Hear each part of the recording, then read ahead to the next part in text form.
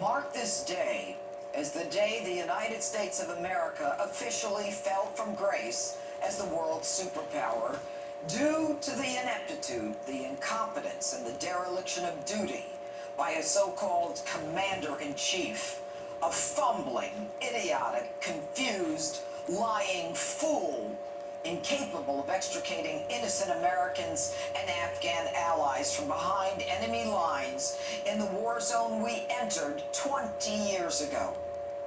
As American families of those trapped behind enemy lines, as Afghani Americans whose families helped us, and indeed Americans of all walks of life are glued to this crisis on television, they're met with government officials who are not only not candid, or are confused, or are just outright lying. No one's being killed right now. God forgive me if I'm wrong about that, but no one's being killed right now. That's a lie. That doesn't include people falling out of airplanes or remains being found in a wheel well. Take a listen to this one. Is the Taliban takeover of Afghanistan now inevitable? No, it is not. Clearly, the Taliban has taken over. They have our weapons, and we can't even get Americans to the airport. There's going to be no circumstance where you see people being lifted off the roof of an embassy of the United States from Afghanistan. I guess I shouldn't believe my lying eyes. Take a look at your screen right now. Joe, what do you call this? What are you talking about? Let me be clear. Any American who wants to come home, we will get you home. How do you expect any American in danger overseas to even believe you? One day, you tell us to proceed to the airport, but you cannot provide safe passage to that airport. The next day, Americans are told to simply proceed to the airport anyway. Today, we're told not to go to the airport. This, in spite of your promise that you'll use every resource to carry out the mission. You can't guarantee passage to an airport in a third world country that we've controlled for 20 years. And you give up the Bagram Air Force Base, which is one of the most advanced military bases in the world. You leave us, the United States, with one airstrip? You see the Taliban, that's right, outside the airport with all kinds of sophisticated weaponry. You own that, Joe. You gave it to them. You're the one too busy or too dumb as you go back and forth on your vacations to protect Americans, not even to mention the southern border. We are now on the razor's edge.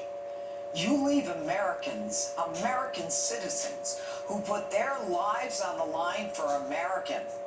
Barbarians who shoot women who won't cover their faces, who take young girls as brides, who have daily carnivals to watch the stoning of women and gays to death?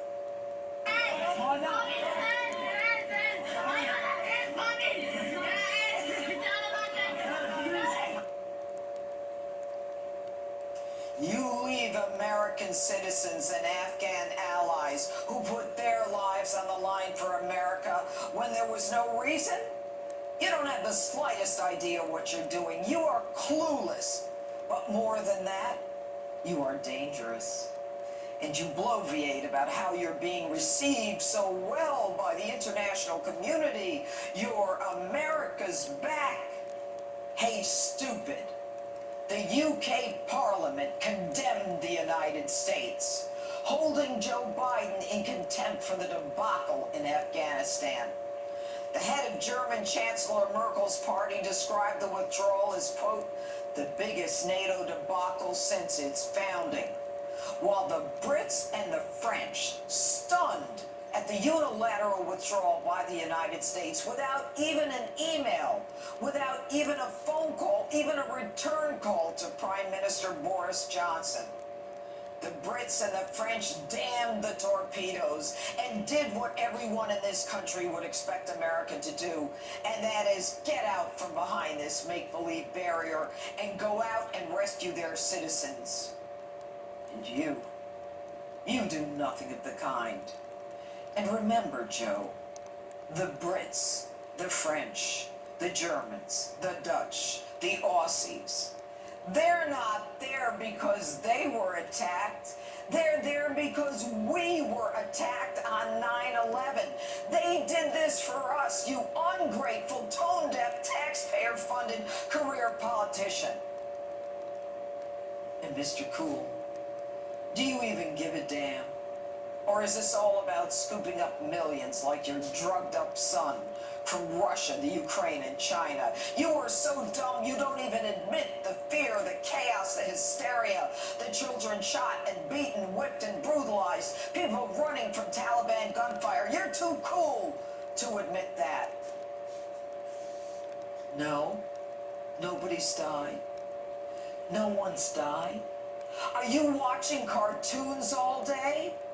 You have single-handedly put Americans in danger. You have single-handedly outsourced the protection of Americans to the Taliban. And don't act so stunned. Everyone knew what you and Barack were doing by emptying out Gitmo, even civilians like me, 7 years ago.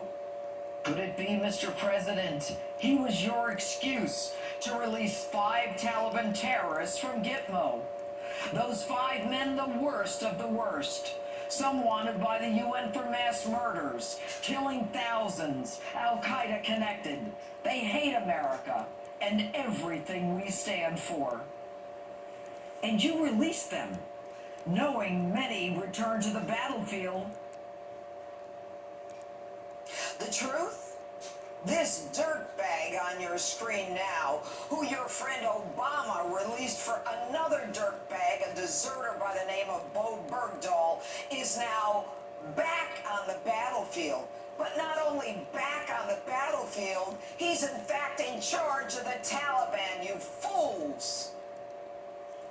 We were warned you were inept. We knew in our hearts that you were.